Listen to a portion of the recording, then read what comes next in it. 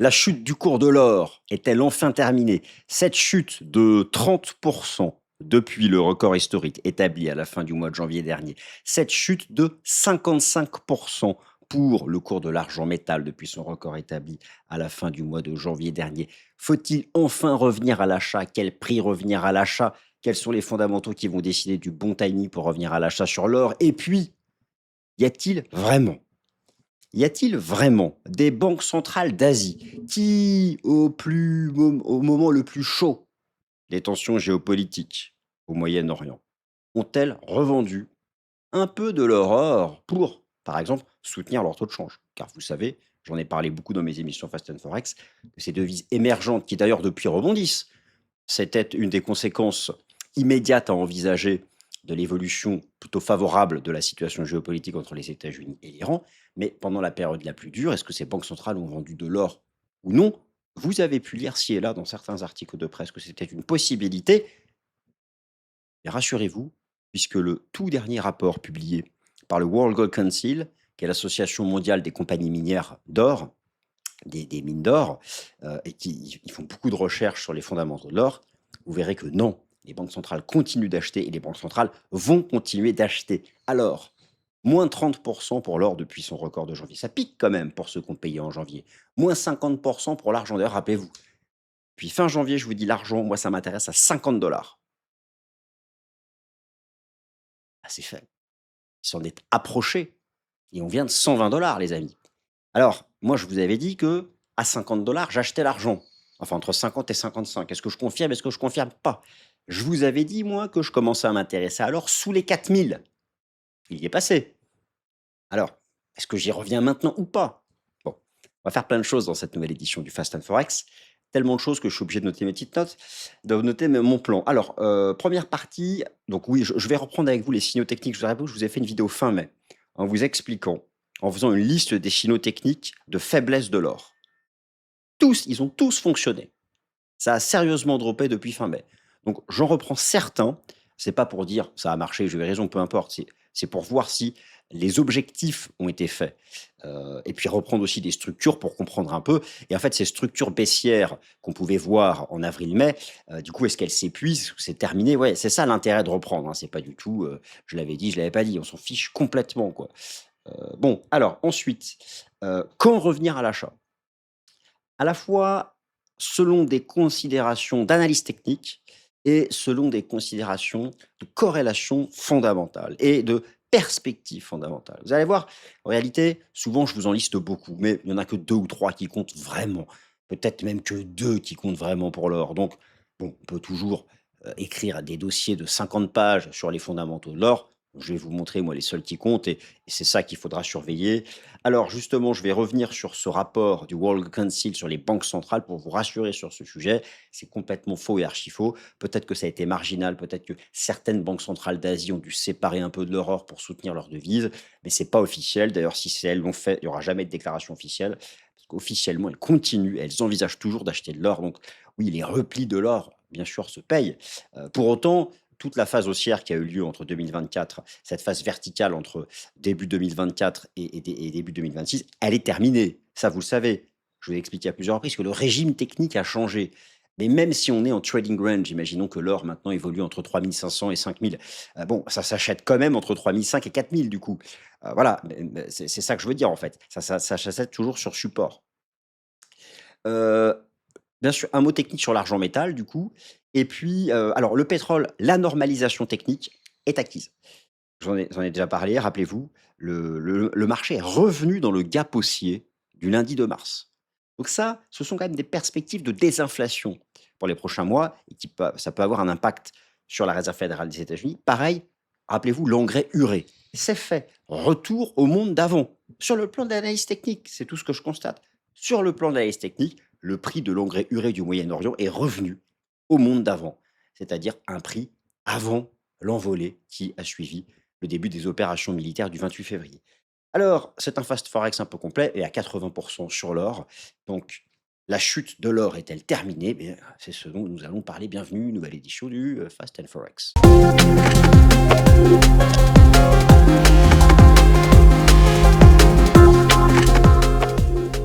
Cette émission vous est présentée par Swissquote. Le contenu de cette vidéo ne constitue en aucun cas un conseil financier. Merci à tous. Allez, c'est parti les amis, or en bourse, à quel prix revenir à l'achat? La chute de l'or est-elle terminée? La chute de l'or et du cours de l'argent métal est-elle terminée? Alors que les drawdowns sont importants, donc depuis le record établi à la fin du mois de janvier dernier, nous attaquons le plan, je vous l'ai donné à l'instant. Il va s'afficher à l'écrit. Pour qui? Pourquoi? Pour ceux qui aiment lire la structure d'une analyse à venir. Vous pouvez faire pause, regarder le plan, et si une partie vous intéresse plus que l'autre, vous dirigez vers la barre de temps de YouTube et comme j'ai tout chapitré, vous pouvez accéder à la partie de votre choix. Alors, je vais me lire. La chute de l'or va-t-elle prochainement se terminer sur le marché des matières premières, commodities? Pourquoi l'or a-t-il autant baissé depuis la fin du mois de janvier? Alors, vous connaissez déjà beaucoup de raisons, si vous suivez mes vidéos, bien sûr. Mais à mesure que le temps passe, on affine, on voit vraiment ce qui compte. Alors, un certain monsieur Gann a des choses à vous dire sur l'or, sur l'argent, mais aussi sur le pétrole et l'urée en bourse. Alors, soyez bien attentifs. Bon, eh bien, maintenant que j'ai votre attention, c'est parti. Or, XAUUSD, mon scénario technique était le bon. Alors, pourquoi je dis ça? Parce que si mon scénario technique était le bon, si les patterns techniques d'épuisement avaient bien été identifiés, l'idée c'est donc qu'elles ont bien fonctionné. Et ces patterns, en fait, elles ont des objectifs de cours, en fait. Elles ont des targets. L'idée de savoir est-ce que ces cibles ont été faites et ça permet d'envisager, au-delà des niveaux de support, si il est temps ou pas de revenir à l'achat sur l'or. Donc, ce que je vous propose, c'est de commencer par ça, c'est-à-dire nous n'allons pas tout passer en revue, puisque, souvenez-vous, fin mai, donc, je vous avais proposé ce slide. Et à l'époque, j'avais passé en revue tout le contenu du tableau. Je vais regarder les 4-5 premiers, parce que ce sont les graphiques de long terme. Et chers amis, je vous jure, les signaux techniques des graphiques de moyen long terme, beaucoup pensent, parfois des détracteurs de l'analyse technique me disent, mais l'analyse technique, ça marche qu'à court terme. Moi, je dis faux. C'est incroyable comment certains graphiques de moyen long terme, l'horizon de temps hebdomadaire et l'horizon de temps mensuel, sont en capacité de donner des timings parfois qu'on voit que tous les 4-5 ans. C'est monstrueux, c'est magique. Jamais l'analyse fondamentale ne fait ça. Elle crée des mouvements. Jamais elle donne des zones de prix comme ça. À la fois des objectifs de cours, mais aussi des gros supports. Donc plus vous regardez un graphique sur l'horizon long terme, et voire même pourquoi pas le monthly chart, le graphique avec la représentation en données mensuelles, plus vous pouvez identifier des zones d'entrée, mais aussi de sortie exceptionnelles. Et peut-être que parfois, vous ne verrez ça pas plus que 4 ou 5 fois dans votre vie, puisque certains signaux ne reviennent que tous les 5-10 ans. Voilà. Alors, je vous souhaite bien sûr de vivre très longtemps, mais à un moment ou à un autre, vous aurez peut-être autre chose à faire que d'investir en bourse. Bon. Enfin voilà, donc tout ça pour vous dire que l'analyse technique déploie sa puissance sur les graphiques de moyen long terme. Et donc, justement, il y avait un certain nombre de signaux. Alors, par exemple, le RSI mensuel était sous une résistance vieille de 40-50 ans. C'est pour ça que je vous dis que parfois, c'est un signal que vous allez voir peut-être qu'une seule fois dans votre vie. Attendez, on va reprendre ça. C'était un signal, c'était une des vulnérabilités techniques, le RSI mensuel. Alors, on va le reprendre sur le cours de l'or, je reviens. Donc là, je suis sur un graphique qui expose les bougies japonaises en données mensuelles du cours de l'or. Et donc, effectivement, en avril dernier, en début d'année, donc au premier trimestre 2026, le RSI mensuel était revenu sur des niveaux de 1973 et 1968, des niveaux de rejet de 1968 et 1973. Là, c'était donc au premier trimestre 2026. Peut-être, les amis, je ne sais pas quel âge vous avez, je vous souhaite de vivre très longtemps, mais peut-être que vous ne reverrez jamais de votre vie actuelle, sauf si vous vous réincarnez après, ce signal. Donc, c'était un énorme signal, et cette résistance mensuelle. Et bah, du coup, voilà, le marché fait moins 30. Donc depuis, le RSI est sorti par le haut de la zone de survente. Alors je vous dis, ce sont des signaux avec des objectifs. Quand on sort comme ça, l'idée c'est de viser au moins la neutralité, le niveau des 5 ans sur le RSI mensuel. On n'y est pas encore. On y sera peut-être le mois prochain. Nous ne sommes pas encore. Donc déjà, ça c'était magique. Enfin magique, incroyable. Il y avait aussi l'avalement baissier mensuel. L'avalement baissier mensuel. Qu'est-ce que c'est? C'est une structure en donc c'est la terminologie japonaise. C'était l'avalement baissier mensuel, avalement de corps, la bougie de mars 2026. Boum! C'est quoi son objectif? vous reportez l'amplitude de l'avalement au point de cassure. Donc, il y avait 5 200 $, 4 600 $. Donc, ça donnait une différence de 600 $. Donc, ça, sa cible théorique, c'était 3008. 3008, que je dise pas de bêtises, c'est ça. C'était 4000, quoi. En gros, bah, c'était 4000. Mais, ah bah, c'est incroyable, c'est fait. Attendez, je suis en temps réel sur le graphique, c'est fait. Une première target est faite. Attention, c'est pas, ce sont des targets théoriques, on peut faire un peu plus, un peu moins, peu importe. La cible est faite. De l'avalement, elle est faite. Voilà. Donc, il y avait des choses, mais attendez, on va regarder d'autres éléments que j'avais listés. Qu'est-ce que j'avais listé? Les objectifs d'extension technique étaient faits, et il y avait une cassure de Kijun hebdomadaire et une divergence baissière hebdomadaire. Donc, oh là là, qu'est-ce que je fais? Je fais n'importe quoi là. Nous allons reprendre ça, c'est pas le bon graphique, voilà, donc je reviens ici. Donc, il y avait une cassure, déjà une divergence baissière hebdomadaire, elle était superbe sur les sommets d'octobre 2025 et février 2026. Donc là, l'idée, c'est d'aller au moins en zone de survente. On y est presque en mensuel, hein, pour dire que la target est faite. Ensuite, les objectifs techniques de long terme étaient faits. Effectivement, ça, on le voit en données mensuelles, les fameuses targets théoriques de VAC 5. Alors, oui, on avait plusieurs, oui, on est rentré dans l'intervalle, il n'empêche, elles étaient faites. Et là, on le voit bien, l'avalement baissier mensuel, qui d'ailleurs rappelle exactement ce que fut le top de marché en septembre 2011. C'est pour ça que je vous dis que ce sont des signaux sur les graphiques de moyen long terme. Parfois, il faut attendre 10 à 15 ans pour les revoir. Donc, quand ils arrivent, mieux vaut ne pas les ignorer. Voilà, donc ça, et donc voilà, donc c'était moi, si vous voulez, une liste alors j'avais listé d'autres choses. Ah oui, rappelez-vous ce que je vous avais dit dans ma dernière vidéo, que si on casse la moyenne mobile à 200, ça va accélérer à la baisse. Reprenez ma dernière vidéo sur l'heure fin mai, je vous ai dit, si le marché brise la moyenne mobile à 200 jours, il développera davantage sa correction.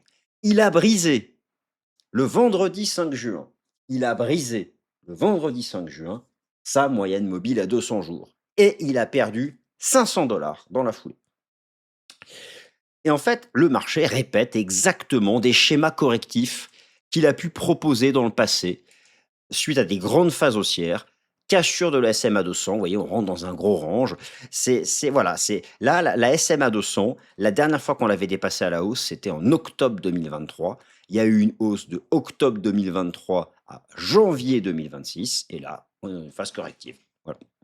Donc, c'est pas que l'or n'a plus aucune raison de monter, c'est tout simplement que l'or, il y a bien sûr des choses qui le font reculer, c'est notamment le rebond du dollar et des taux d'intérêt. J'arrive sur les fondamentaux, mais au-delà de ça, sans trouver de raison, c'est juste vous allez voir, en fait, ce sont des prises de profit. Il y a personne qui short l'or. Attention, attention, je vais vous montrer les datas. Personne ne short l'or.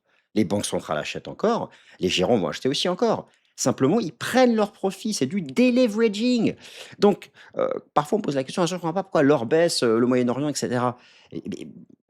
Peu importe. Bah, en bourse, ce ne sont que des cycles. Parfois, un actif a encore toutes les bonnes raisons de monter, mais si il est monté trop haut, il est trop cher et qu'il a besoin, parce que son cycle au court moyen terme devient correctif, de corriger, il corrigera. Et puis, plus tard, son cycle long reprendra le dessus. Ce sont des arbitrages, des prises de profit. Ben, regardez, je vous montre le Cote Report, le positionnement institutionnel sur les contrats d'options et contrats à terme de gold. Il n'y a pas d'augmentation des positions short. Même au contraire, elles baissent.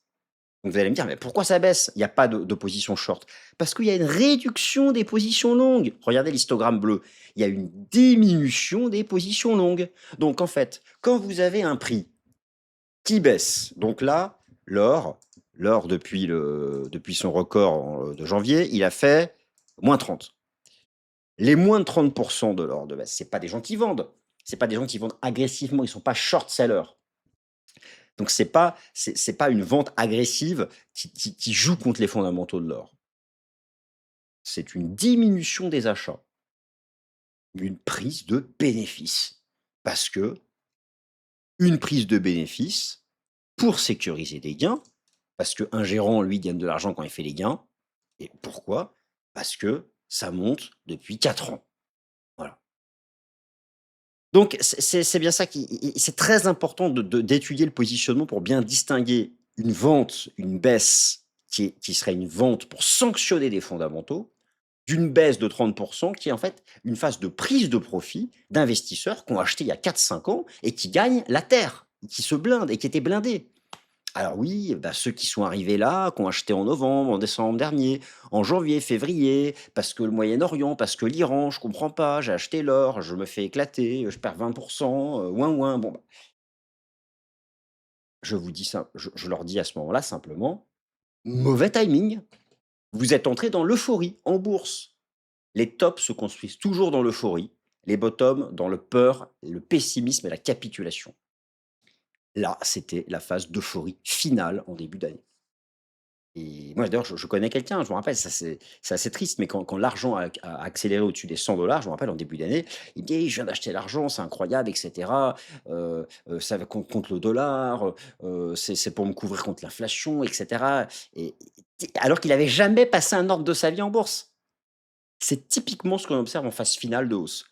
Les newbies arrivent en phase d'euphorie et se font déchirer ensuite. Comme ceux qui souscrivent aux introductions en bourse, comme j'ai pu vous montrer dans le Top Gun. En général, dans les mois qui suivent, se font déchirer. Mieux vaut attendre une correction pour se placer. Alors cela étant dit, maintenant, l'idée c'est l'or, ça reste l'or. Il y a bien sûr des bonnes raisons fondamentales. Il finira par stabiliser. Et donc, alors, il faut essayer d'envisager à quel prix.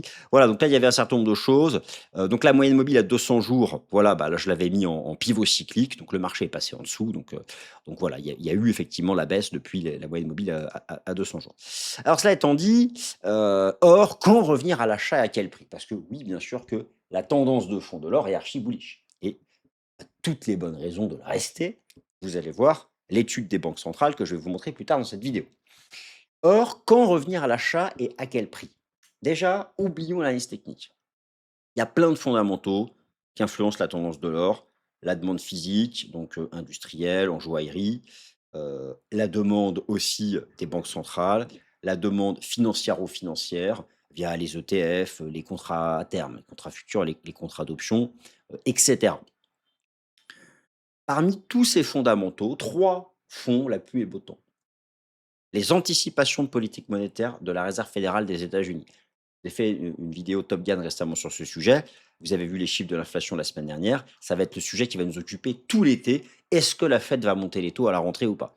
Le dollar américain, puisqu'il y a une corrélation inversée entre la tendance du dollar américain et la tendance de l'or, ne serait-ce que parce que, pour une raison simple, déjà, beaucoup de banques centrales achètent de l'or pour réduire leurs réserves de change en dollars, et aussi parce que quand vous interrogez les investisseurs institutionnels américains qui investissent sur les ETF Gold américains, qui sont les plus importants du monde en asset under management, en AUM, ils vous disent: «Nous achetons des ETF Gold pour nous couvrir contre la baisse du dollar quand le dollar baisse». Or, le dollar rebondit depuis le début d'année et sur les ETF américains, vous avez des outflows depuis le début de l'année. Donc en clair, il faudra revenir à l'achat sur le gold.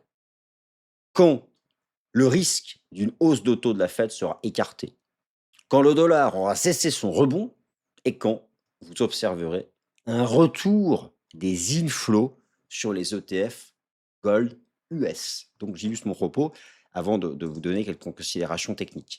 Alors déjà, l'or, je vous rappelle que l'or en market cap, il est monté carrément à 40 trillions de dollars. 40 000 milliards de dollars. 40 000 milliards de dollars, il est monté à 40 000 milliards de dollars. Là, il retombe à 27 000 milliards de dollars. C'est toujours nettement plus gros qu'Nvidia, qu'Apple, que Google, que l'argent. Et attendez, il y a même SpaceX qui a fait son entrée à la 9e place dans les plus importantes capitalisations boursières mondiales. Donc déjà, si l'or a corrigé de 30%, parce qu'il était déjà sacrément valorisé. Ensuite, l'or fera son bottom quand le marché aura une visibilité enfin sur les perspectives de politique monétaire de la Fed. C'est-à-dire que, si vous voulez, des taux d'intérêt qui augmentent, des taux d'intérêt nominaux qui augmentent, créent un arbitrage défavorable à l'or parce que l'or ne rapporte rien. L'or ne rapporte pas d'intérêt, à la différence, par exemple, du marché obligataire. Et des taux d'intérêt qui montent, c'est le rendement des obligations qui augmente, c'est donc un déplacement des capitaux en défaveur des actifs qui ne rapportent rien, à part leur prix, l'or, et vers des actifs qui rapportent à la fois leur prix et aussi un taux d'intérêt connu à l'avance. Donc là, le marché est très hésitant sur la politique monétaire que va adopter la Fed, notamment lors de sa décision de politique monétaire du 16 septembre et du 28 octobre. Et pour que l'or vraiment stabilise, il faut absolument que la Fed soit au minimum dans un statu quo. L'autre aspect des choses, c'est bien sûr la tendance de fond du dollar américain. Je vous renvoie vers le Fast and Forex que je vous ai proposé la semaine dernière sur le dollar américain, en vous expliquant qu'il était donc à la croisée des chemins techniques. Et il est évident que si le dollar fait le choix d'aller ici, l'or n'a pas fini de baisser. Si le dollar fait le choix d'aller ici, où ira l'or? L'or ira chercher mes fameux 3 400 $. Le A égale C, et surtout, 3 400 $ fut le prix, l'ancien record de 1980, mais retraité de l'inflation. Parce que le record de 1980, c'est 900 $, mais lorsqu'on ajuste au stade de l'inflation, en fait, ça donnait 3 400. Donc, effectivement, moi, alors, c'est vrai, moi, je vous ai dit, pour moi, l'or allait passer sous 4000. Donc, il est passé sous 4000. Maintenant, va-t-il aller à 3400? Je suis pas sûr, parce que alors, ce serait le niveau d'entrée pour moi parfait. Heu, ça va bientôt être survendu en données hebdomadaires. Donc moi, je pense que quand on va être survendu, on va peut-être commencer à faire des divergences. Le marché est quand même un peu loin des 3004. Il faudrait vraiment un scénario extrême. Je pense qu'on peut stabiliser avant. Je pense qu'on peut stabiliser avant. D'ailleurs, je vais revenir ici sur le graphique en données mensuelles et mettre l'Ishimoku, et vous avez la Kijun mensuelle qui est à 3 950 $. Et vous avez, regardez, en données journalières, vous avez cette zone de prix là, cette bande de prix qui est justement 3008-3009. Il est possible que cette zone de prix stabilise le marché avec en plus un RSI sur 50. Le stabilise au moins à court terme, parce que là, on va être survendu en mensuel, en weekly et en daily. D'un moment à un autre, voilà, je pense que effectivement, nous ne sommes pas loin d'une phase de stabilisation. Donc je vous dis 3880, 3900 $. Ce niveau, pour l'instant, quand j'enregistre la vidéo, est préservé. S'il s'avère qu'au moment où vous allez regarder la vidéo, ou au moment où je vais la publier, parce qu'il y a toujours un décalage entre mon enregistrement et ma publication, s'il s'avère que cette zone est enfoncée, il y aura une seule raison à ça, c'est le dollar qui continue de pousser. Et si c'est le cas, s'il pousse son avantage, l'or ira à 3400, 3500 $. Donc vraiment, c'est le dollar américain. Vous savez, lorsque vous regardez les ETF, donc déjà, depuis le début de je vous rappelle que les ETF des États-Unis sur l'or sont les plus importants du monde avec 303 milliards d'assets under management. Toute l'Europe, c'est 210, toute l'Asie, c'est 78. Vous faites l'addition de l'Europe et l'Asie, ça n'atteint pas les ETF américains. Donc les ETF américains font la pluie et le beau temps. Depuis le début de l'année, il y a des outflows des ETF américains. Sur le trimestre, il y a des outflows sur les ETF américains. On le voit très bien ici. Amérique du Nord, c'est le bleu foncé. Et donc, depuis début mars, ce sont régulièrement des sorties de capitaux. Depuis début mars, ce sont des sorties de capitaux. Pourquoi? Parce que qu'est-ce qui se passe depuis début mars? Eh bien, le dollar américain a rebondi de 6%. Voilà. C'est vraiment en corrélation inversée avec le dollar américain. Alors, si vous voulez, en fonction des perspectives de politique monétaire de la Réserve fédérale des États-Unis, en fonction des chiffres macroéconomiques qui sont publiés aux États-Unis, cela va avoir un impact sur les anticipations liées à la Fed, une hausse d'auto en septembre ou le statu quo jusqu'à la fin de l'année. Derrière, c'est le choix que va faire le dollar américain par rapport au pivot technique que je vous ai décrit dans mon Fast and Forex. Et derrière, c'est le choix que fera l'or.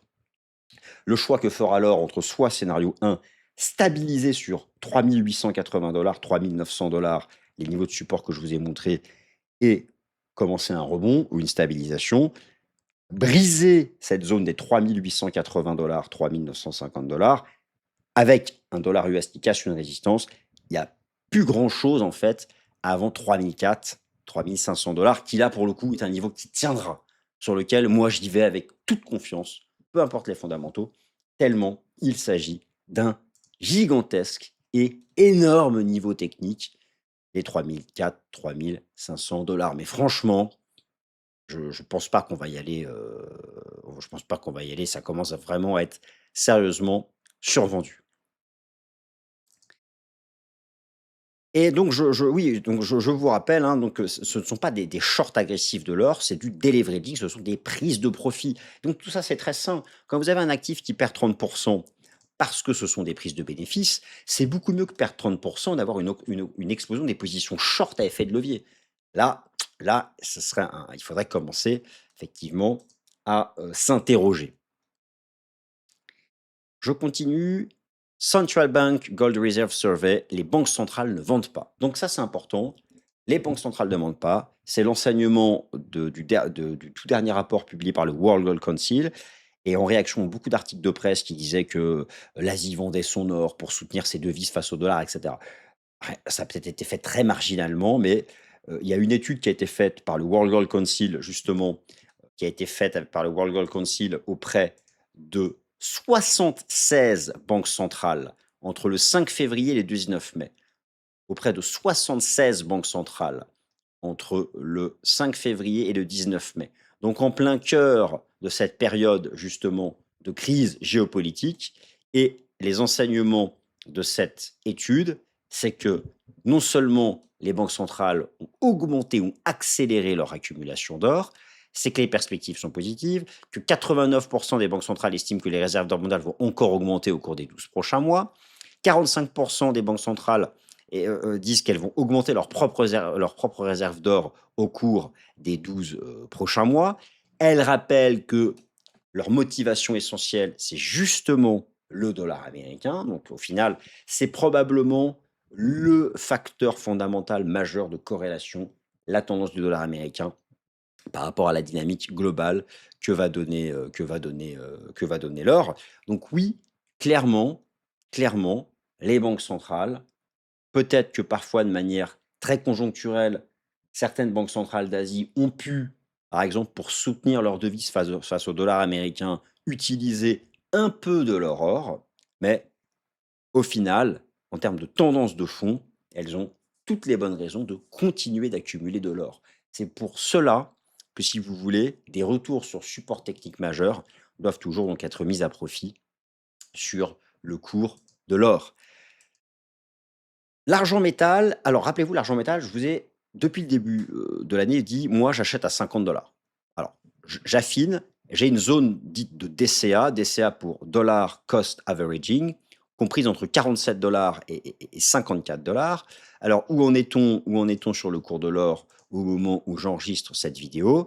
Eh bien, le marché a fait un plus bas à 55 dollars. Donc, je vous rappelle que ce niveau des 50 dollars, en fait, est un niveau énorme. Regardez, c'est le record de 1980, le record de 2011, ce point-là, ce point-là, et donc là, on y retourne. C'est là, si vous voulez, 49 dollars, c'est là où je rentre avec toute confiance. C'était là, regardez le niveau de RSI qui avait presque rejoint son niveau de 1979, sorti par le bas de la zone de survente. Donc là, pareil, il faut attendre au moins le niveau des 50 sur le RSI mensuel. Voilà, la zone, donc là aussi, regardez la cassure de la moyenne mobile à 200 jours qui a donc déclenché l'accélération baissière. Et là, une zone vraiment de prix qui m'intéresse, c'est celle-là. C'est celle qui est entre 47 et 57 dollars. Donc, vous voyez, ça, c'était le support. 47, c'était le cours de clôture ici en mensuel. 47 et 57 dollars. Voilà, 47 et 57 dollars. Là, c'est une zone de prix, je pense, qui peut stabiliser le cours de l'argent. Ce sera bientôt survendu sur tous les horizons de temps. Donc voilà, tout ça. Et voilà, et bien sûr, là aussi, il y a une corrélation avec l'or, une corrélation inversée avec le dollar américain, etc., etc. Pétrole, normalisation technique en cours. Peut-on parler d'un retour au monde d'avant? Ce que l'on peut dire sur le pétrole, c'est une émission sur l'or, donc je vais être rapide sur le pétrole. Rappelez-vous cette cartographie technique que je vous ai montrée depuis la fin du mois de février dans mes émissions Fast and Forex, vous expliquant que au-dessus de 92-94 dollars, c'était le choc inflationniste, l'alerte rouge au-dessus de 95 dollars, la normalisation sous 80, le retour au monde d'avant consiste en un retour dans le gap haussier qui a été ouvert ici le lundi de mars. Quand j'enregistre cette vidéo, nous sommes revenus sur le... Alors, il n'est pas comblé encore. Peut-être qu'on l'aura comblé d'ici ma publication, mais nous sommes revenus dans le gap. Ce qui signifie que ces 3-4 prochains mois, il va y avoir une baisse de l'inflation nominale. Donc ça, ce sont des choses quand même intéressantes. Il y a selon le Cote Report, il y a aussi une augmentation des positions short, une augmentation des positions short. Alors bien sûr, l'actualité géopolitique, etc., ça va continuer d'impacter le prix du pétrole. Mais voilà, il n'empêche que d'un point de vue technique, on pourra vraiment... Allez, le vrai retour au monde d'avant, ce serait repasser sous le gap. Le vrai retour au monde d'avant, ce serait s'installer entre 60 dollars, entre 60 dollars et 67. Voilà. Là, si vous avez vraiment sur le brut US un prix qui rentre en range entre 60 dollars et 67 dollars, on pourra parler à ce moment-là d'un véritable retour au monde d'avant sur le prix du pétrole. Et je vais terminer cette présentation en vous montrant que, en ce qui concerne l'engrais urée, eh bien, c'est fait.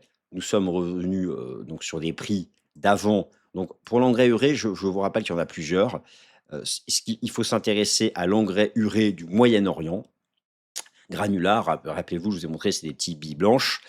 Et voilà, ici, c'était le lundi 2 mars, la cassure haussière. Et regardez, on est là. Nous sommes revenus ici. Voilà, donc retour au monde d'avant sur l'engrais urée, retour au monde d'avant. Les opérations militaires qui avaient commencé là, on est repassé en dessous. Donc voilà, là au moins là-dessus, c'est fait. Là-dessus, c'est fait sur sur l'engrais urée. Donc voilà, c'est quelque chose qu'il ne faut pas ignorer. Maintenant, ça va prendre du temps pour avoir un impact sur l'inflation, etc.